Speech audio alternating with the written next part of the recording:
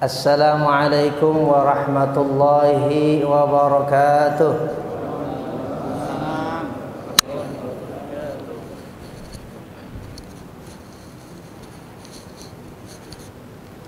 Alhamdulillahilladzi akramana bil Qur'ani was sunnah.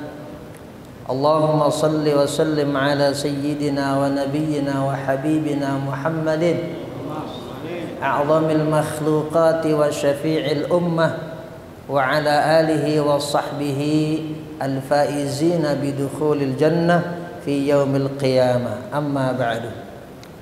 Yang saya hormati Ketua DKM Masjid Agung Al-Barkah Kota Bekasi Al-Ustadz Ismail Hashim.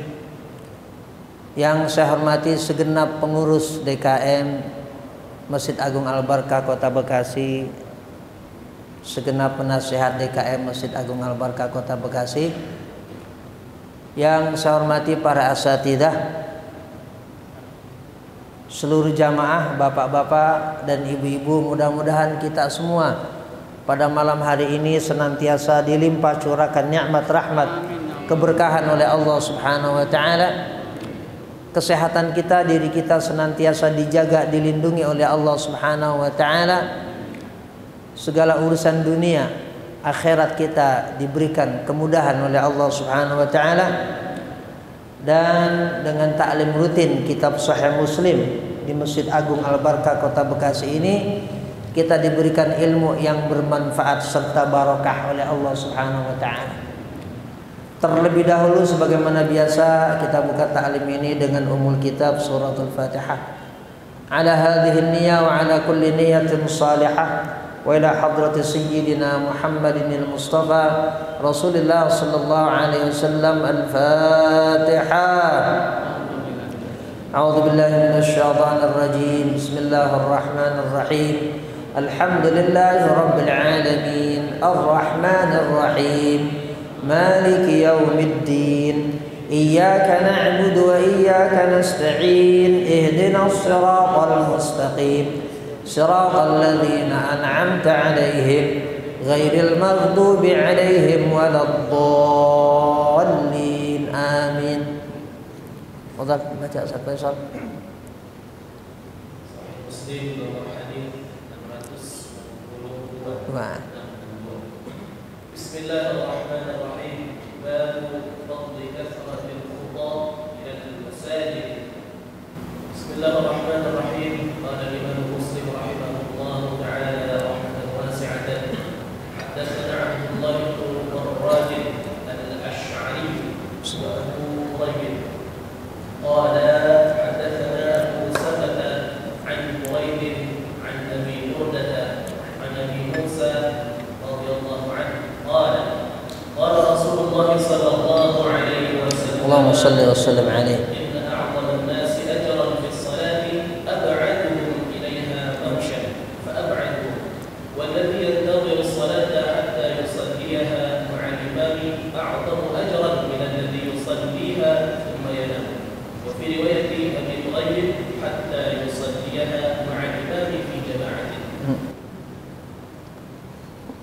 Bismillahirrahmanirrahim. Babu fadli kathratil khutaa ilal masajid.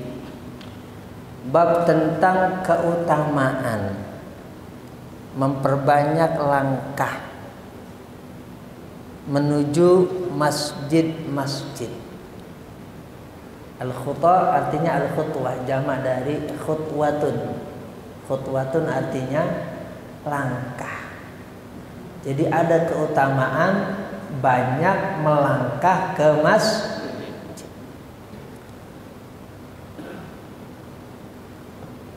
Qala al-Imam Muslim ibn al-Hajjaj rahimahullahu ta'ala rahmatan wasi'atan.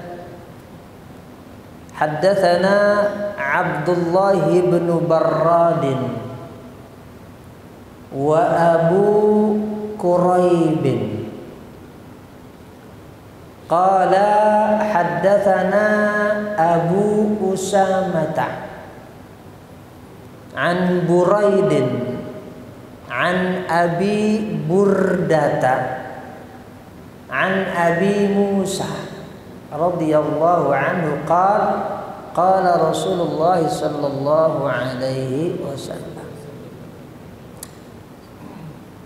Guru yang juga merupakan perawi Imam Muslim yang bernama Abdullah bin Barrad Al-Asy'ariyu. Jadi kata Al-Asy'ariyu ini berarti nama kabilah. Sahabat juga ada namanya Abu Musa Al-Asy'ari. Dan memang perawi hadis yang merupakan guru dari Imam Muslim yang bernama Abdullah bin Barrad Al-Asy'ariyu memang masih keturunan sahabat Rasulullah sallallahu alaihi wasallam, yaitu Abu Musa Al-Asy'ari. Jadi Abdullah bin Barrad bin Yusuf bin Abu Burdah bin Abu Musa Al-Asy'ari. Berarti apa tuh? Cucu apa cicit? Abdullah bin Barrad bin Yusuf bin Abu Burdah bin Abu Musa Al-Asy'ari. Abu Musa Al-Asy'ari itu sahabat Rasulullah sallallahu alaihi wasallam. Berarti ini Abdullah ini siapanya? Abu Burdah. Cangga. Pak Haji Mujahidin, cangga berarti ya? Cangga. Tapi dipastikan dalam Islam secara ilmu dan keilmuan itu tidak sebatas nepotisme. Maksudnya karena mentang-mentang dia keturunan sahabat langsung menjadi perawi yang bisa diterima hadisnya, enggak begitu. Jadi memang di samping beliau ini masih keturunan sahabat yang meriwayatkan hadis ini dari Rasulullah sallallahu alaihi wasallam, dari segi kapasitas, kualitas, bahkan kredibilitas. Maksudnya sosok pribadinya itu memang sudah teruji dalam ilmu hadis, namanya siqahnya, kehandalan riwayat hadisnya. Itu memang secara aklamasi diterima oleh para pakar dan oleh para analis hadis yang memang menganalisa mata rantai atau sanad hadis yang bersambung sampai baginda Nabi Muhammad sallallahu alaihi wasallam. Apalagi diperkuat lagi oleh perawi satunya, yaitu seorang ulama namanya Abu Quraib. Jadi Abdullah bin Barrad Al-Asy'ari dengan Abu Quraib yang namanya Muhammad ibnul Ala itu sama-sama tinggal menetap di satu kota di Irak, namanya kota Kufah.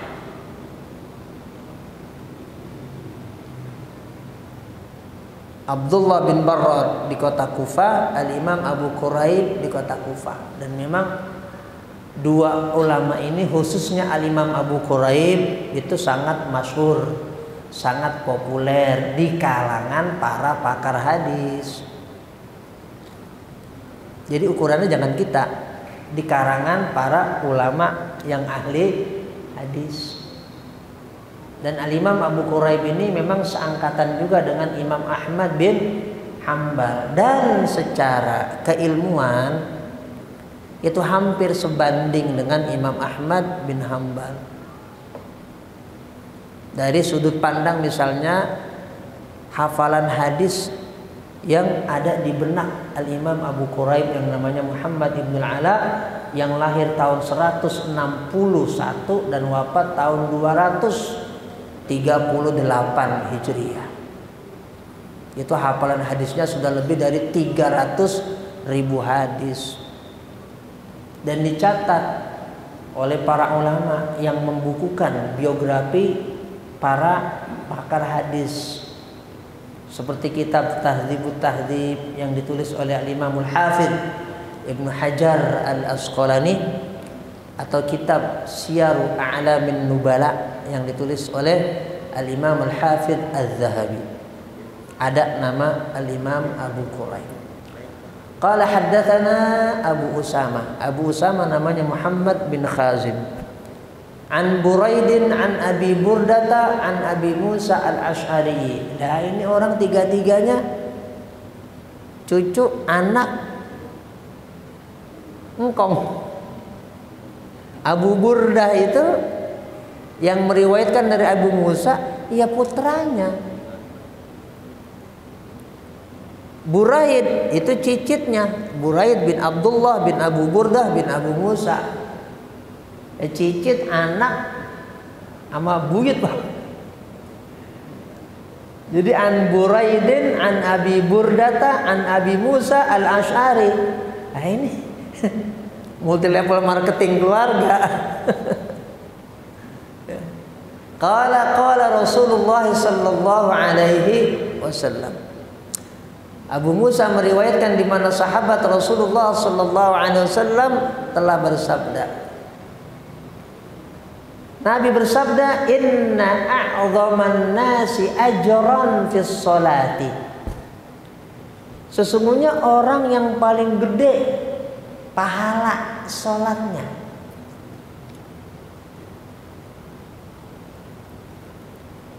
ab'aduhum ilaiha mamshan fa ab'aduhum. Orang yang paling jauh ketika dia melangkah menuju sholat untuk berjamaah, dan yang paling jauh lagi langkahnya, itulah orang yang paling besar pahalanya, dicatat oleh Allah Subhanahu wa taala ketika dia niat melaksanakan sholat berjamaah. Belum sholat aja sudah dicatat kebaikan oleh Allah Subhanahu wa ta'ala. Semakin jauh langkahnya, semakin banyak langkahnya, semakin besar rahmat Allah dikaruniakan kepada dia. Saya sempat menjelaskan, bahkan mungkin agak sering menjelaskan, bahwa ini berlaku juga untuk yang berangkat ke masjid tidak dengan jalan kaki,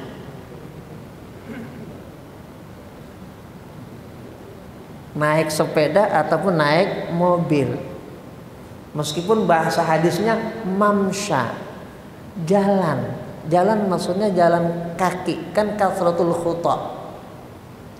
Tapi kita yakin kepada Allah Subhanahu wa taala, karena di sini ada ucapan Nabi, sabda Nabi, ab'aduhum, yang paling jauh, kita yakin kita yang rumahnya mungkin agak jauh dari Masjid Agung tadi sholat berjamaah, mudah-mudahan kita masuk ke dalam hadis yang disabdakan oleh baginda Nabi Muhammad sallallahu alaihi wasallam.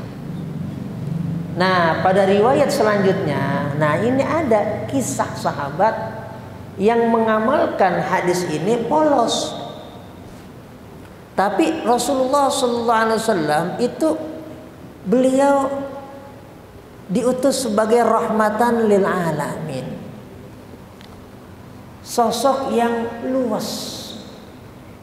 Enggak dikit-dikit salah, enggak dikit-dikit bid'ah. Gitu. Nah, sahabat ini mengamalkannya benar-benar polos. Kagak mau naik kendaraan dia. Zaman itu nggak ada pesawat. Kendaraan unta, keledai ataupun kuda, nggak mau dia.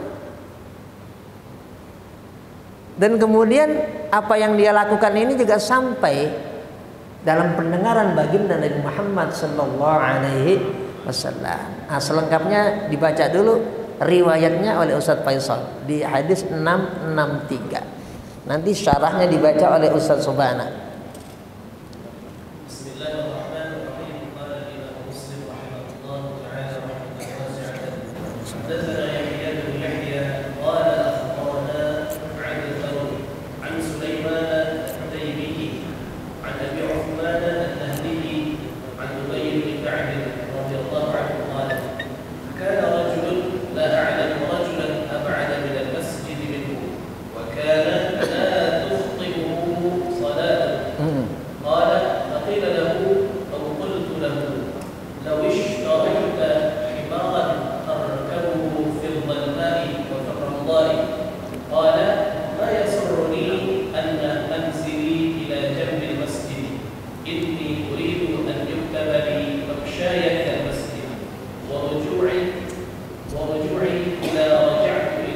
idza wa ruju'i idza raja'tu ila ahli. Faqala Rasulullah sallallahu alaihi wasallam, Allahumma shalli wa sallim alaihi.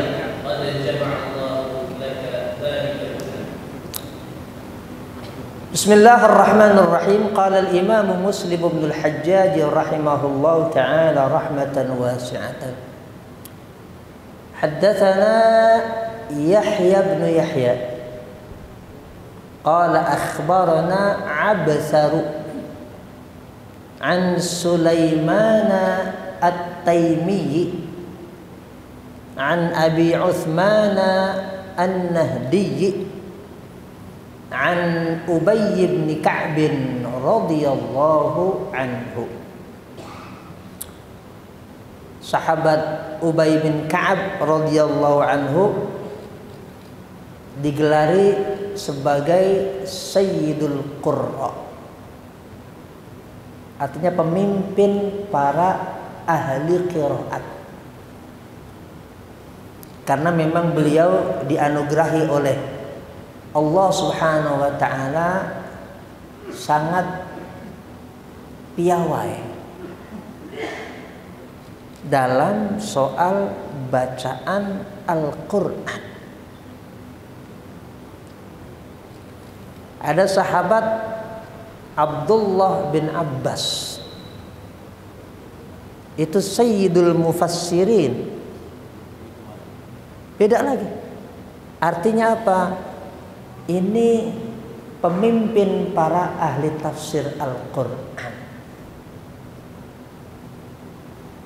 Dan itu dua hal, dua ilmu, dua kualifikasi yang berbeda. Ada ilmunya tersendiri.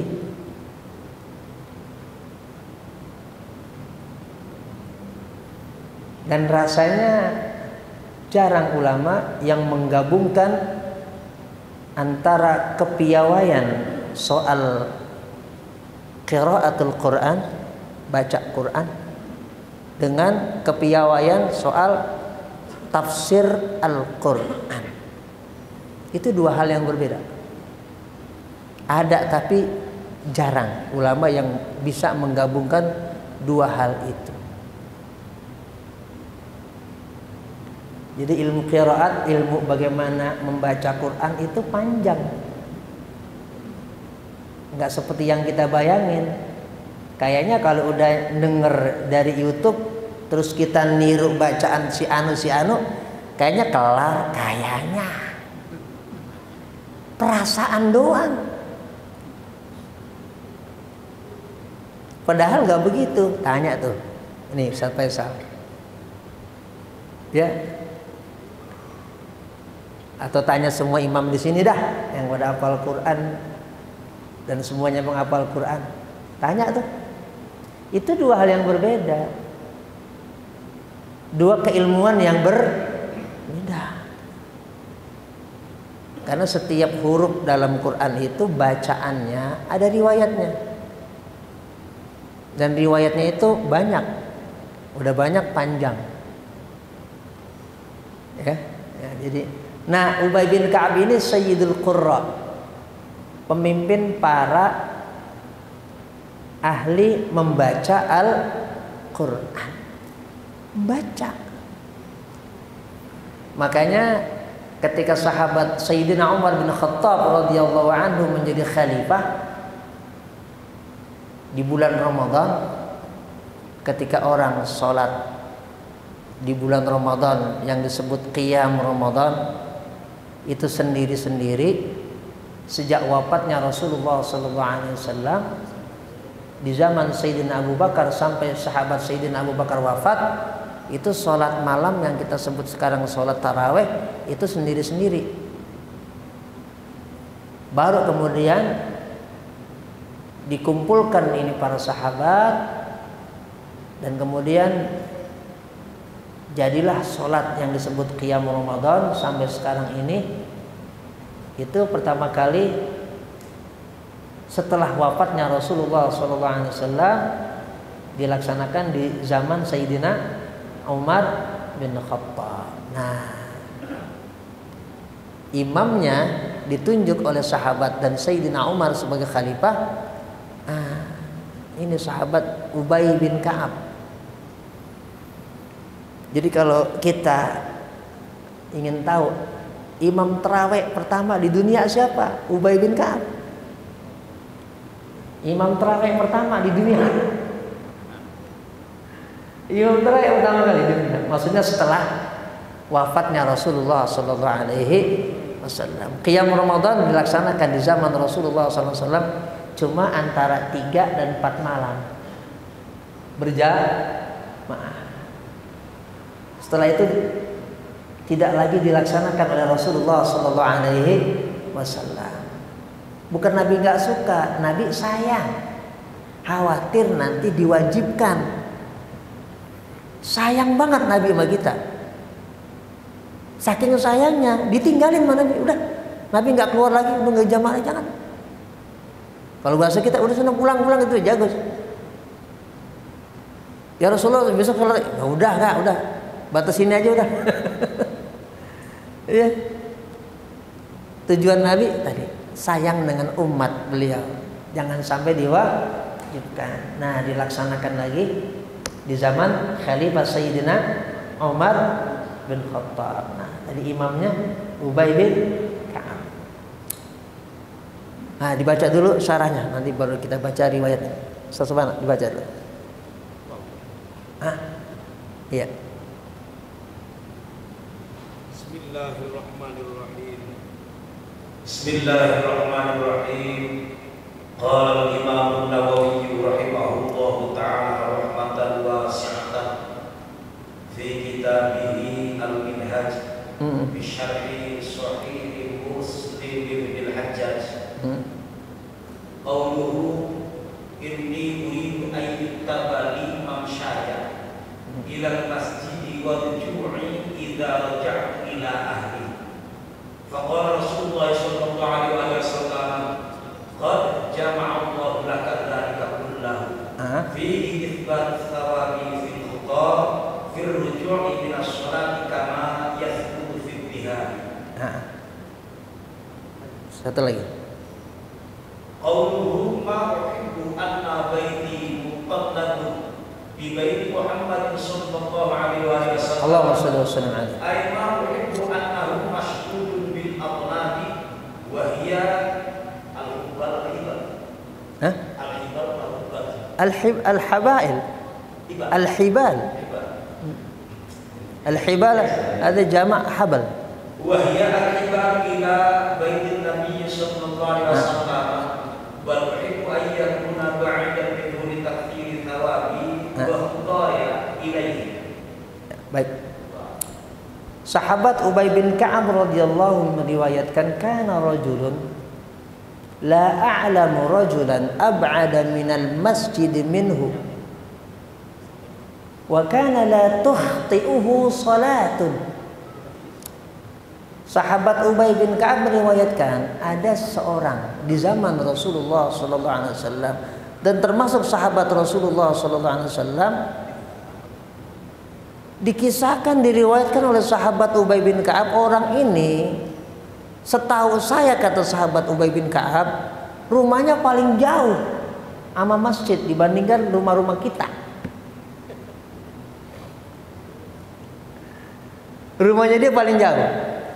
Tapi la tukhti'uhu salatun. Maksud la tukhti'uhu salatun, dia nggak pernah absen sholat. Maksudnya apa? Maksud sholat berjamaah. Meskipun rumahnya paling jauh dibandingkan rumah-rumah kita ini para sahabat Rasulullah SAW, tapi sosok orang ini nggak pernah absen sholat berjamaah dengan Rasulullah SAW. Udah gitu, orang ini udah rumahnya paling jauh, kalau ke masjid jalan kaki. Bukan dia nggak punya duit, emang dia maunya jalan kaki. Kenapa? Dia kan udah dengar sabda Rasulullah SAW. Itu yang tadi saya bilang, ini ada sahabat yang mengamalkan hadis secara polos. Makanya karena satu sahabat ini begitu polos, ya sahabat yang lain termasuk Ubay bin Ka'ab rada kesian. Ya ini. Makanya dibilang, qala Ubay bin Ka'ab, Ubay bin Ka'ab bilang, faqila lahu au qultu lahu. Ada orang yang bilang dan saya juga bilang, maksudnya begitu Sal. Ada kata qila lahu, ada yang bilang sama dia, maksudnya bilang itu ngasih usulan. Bukan ada orang yang bilang dan sahabat lain bilang, saya juga ngomong, maksudnya itu au qultu lahu, ada qila lahu au qultu lahu. Sahabat yang lain juga bilang, saya juga bilang, maksudnya Ubay bin Ka'ab bilang begitu. Lawish taraita himaran tarkabuhu fizdul ma'i wa fir ramdai. Fulan, kata sahabat Ubay bin Ka'ab, ya coba ente beli keledai dah, kan ente bisa naikin. Lawish taraita himaran tarkabuhu, coba dah ente beli, ente kan jalan kaki mulu, rumah ente kan jauh banget, duit ada, coba dah ente beli kendaraan. Ya kalau sekarang beli motor kayak apa, kan ente bisa taikin. Fil ma'i wa fir ramdai, di saat gelap misalnya sholat subuh atau isya, wa fir ramdai, dan juga di saat terang. Ramda itu asal artinya panas, tapi maksudnya apa? Terang. Makanya ada bulan namanya bulan Ramadan, artinya kan bara itu Ramadan. Maksudnya artinya Ramadan itu bara, membakar dosa kita. Makanya disebut bulan Ramadan. Nah ini lawish taraita himaran tarkabuhu fil zulma'i wa fir ramdai. Coba kamu beli keledai yang kamu bisa naiki untuk berangkat ke masjid, baik di saat gelap ataupun di saat terang.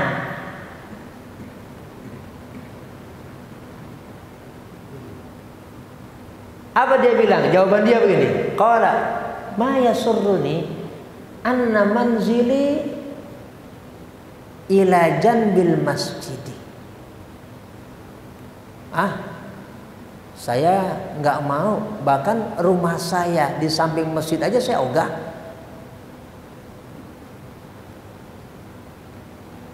Saya nggak mau beli keledai.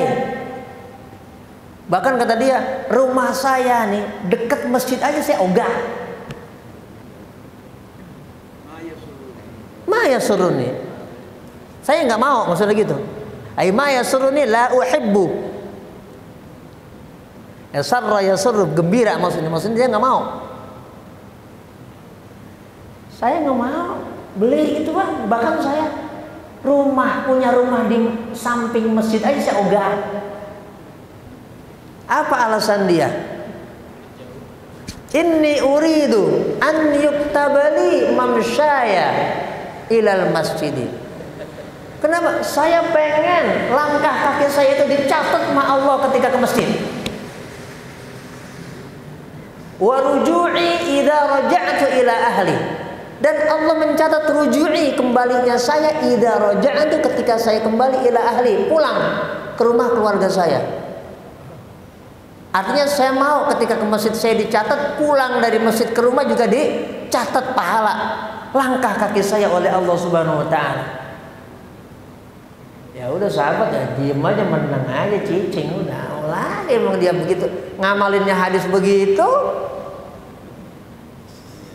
Lah sahabat ini kan Ubay bin Ka'ab maksudnya, lah jangan polos banget lah ngamalin begitu. Tapi inilah baginda Nabi Muhammad SAW. Ketika ini didengar oleh Rasulullah SAW, kejadian ini, dialog antara para sahabat dengan orang ini, termasuk Ubay bin Ka'ab. Apa jawaban Rasulullah SAW? Indah. Nggak nyalin sono, nggak nyalin sini. Sahabat yang tadi melangkahkan kaki dengan polosnya itu kan, padahal dia bisa beli kendaraan yang di zaman itu keledai, unta ataupun kuda. Nabi bersabda, qad jama'allahu laka dzalika kullahu. Qad jama'allahu, Nabi bilang, Allah telah mengumpulkan laka buat kamu. Mengumpulkan apa? Dzalika, itu pahala. Kullahu, semua kebaikan. Maksudnya apa? Kamu dapat kebaikan, fadilah, keutamaan sholat berjamaah di masjid. Kamu dapat kebaikan ada di masjid. Kamu dapat juga lipatan pahala melangkahkan kaki ke masjid. Komplit. Tuh baginda Nabi Muhammad sallallahu alaihi wasallam. Nabi begitu, luas.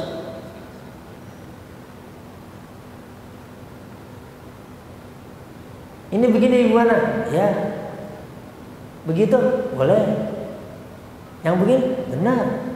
Selama memang tidak melanggar koridor titah dari Allah Subhanahu wa taala. Ya Nabi luas. Baca ini gimana? Boleh. Baca itu ya Rasulullah? Boleh. Baca yang kayak begini? Boleh. Jadi kalau kita membedah hadis-hadis Rasulullah sallallahu alaihi wasallam, itu Nabi sallallahu alaihi wasallam di ribuan bahkan puluhan ribu hadis isinya memang banyak keluasan. Yang strict, anggaplah kita, kalau boleh kita katakan yang strict. Ya, kalau boleh, tapi nggak mungkin agama itu kan kaku. Strict kan artinya kaku.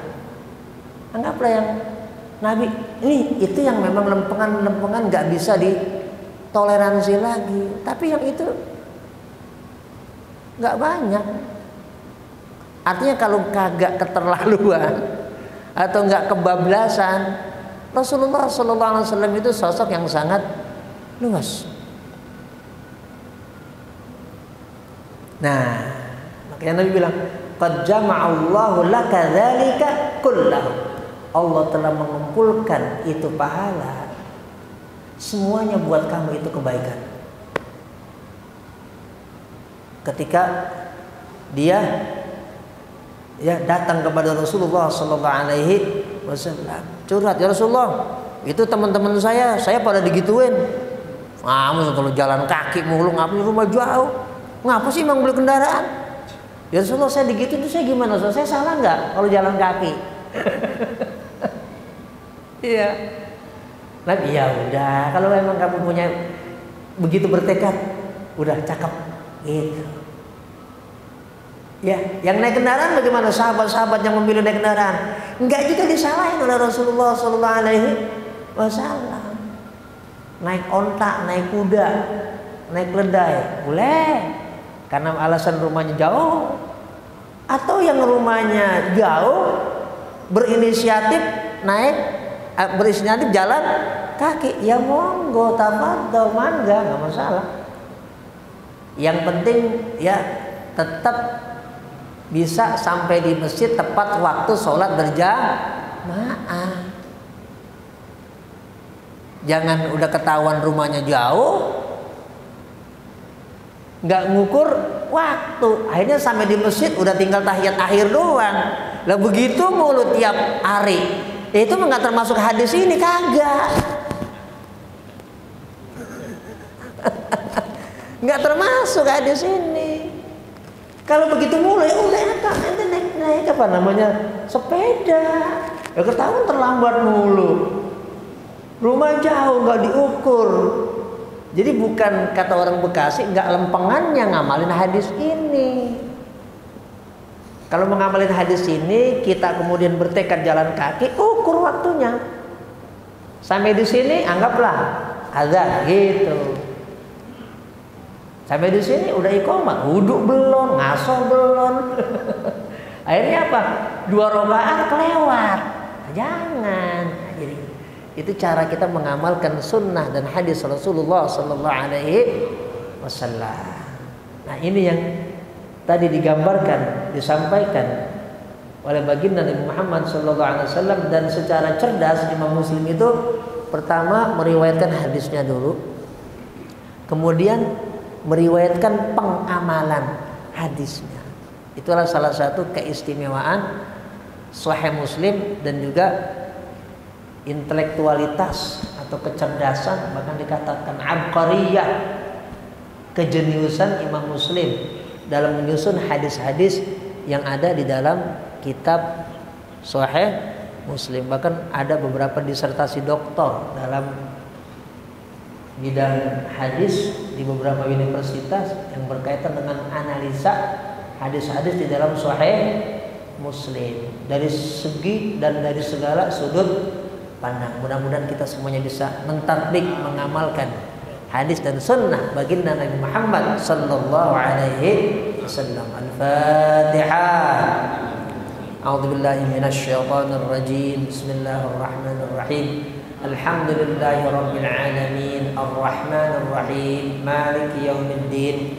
Iyyaka na'budu wa iyyaka nasta'in. Ihdinas siratal mustaqim. Siratal ladzina an'amta 'alaihim ghairil maghdubi 'alaihim waladdallin. Amin.